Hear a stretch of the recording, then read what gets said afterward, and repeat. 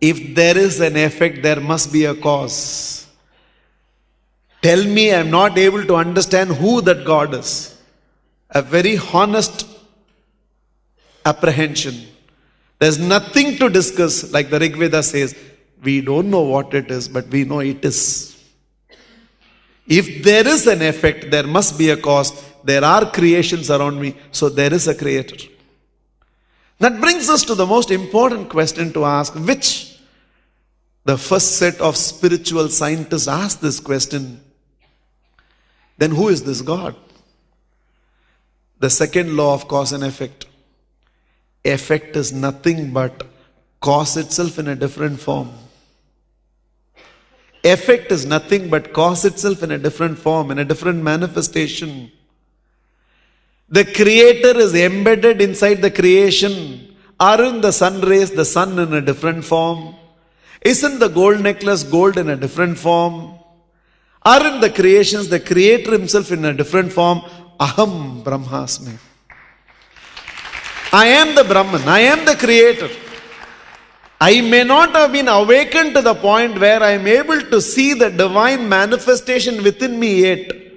But as Bible says, God created human being after his own image. Which means, in essence, in every Jivatma, there is some extract of the Paramatma which is deposited. Effect is nothing but cause itself in a different form. Explains the culture of this land. When they tell you everything should be worshipped. People who do not understand the culture of this land always say, in Hinduism there are more gods than people. But that is not what Sanatana Dharma prescribed or explained to you. What he is saying is, are you saying that God is omnipresent?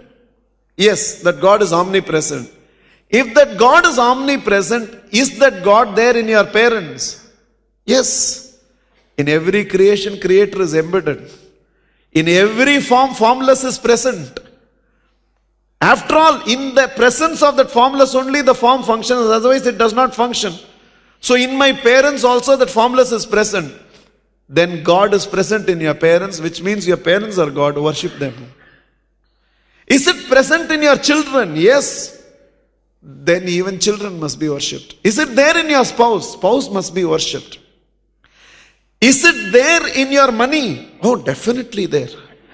Lakshmi must be worshipped. Is it there in my books? Yes, Saraswati must be worshipped. Is it there in the equipment? Yes, Durga must be worshipped. That is why in this one country even name board is worshipped. Bike is worshipped. Bull is worshipped. Cow is worshipped. Buffalo is worshipped. Because if you say the creation is nothing but creator embedded. If you say the effect is nothing but cause itself in a different form, which means every creation is creator in a different manifestation, then in what the creator is not there? And if the creator is in everything, what cannot be worshipped? Is it there in the moon? Yes, worship it. Is it there in the sun? Yes, worship it. Is it there in the stars? Yes, worship it. Is it there in fire, air, water, space, earth? Yes, worship everything. Is it there in the snake? Is it there in the tree? Is it there in the rivers? Is it there in the mountains? Is it there in the valleys? Yes, worship everything. And he had the courage to ask this question. Is it there in you? Yes, even in me that formless is there. That is why I am functioning. Because in the absence of which I will not function.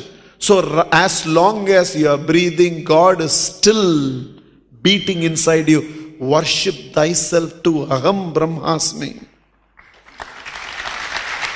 Not out of any arrogance for who I am, but out of reverence to who is inside me. Not who I am.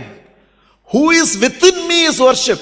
So when I bow down to you, I am not bowing down to your MBBS. I am not bowing down to your CA. I am not bowing down to your MBBS BE. I am not bowing down to the money. I am bowing down to the divine presence within you. That is why it said, I in spirit and you in spirit are one and the same.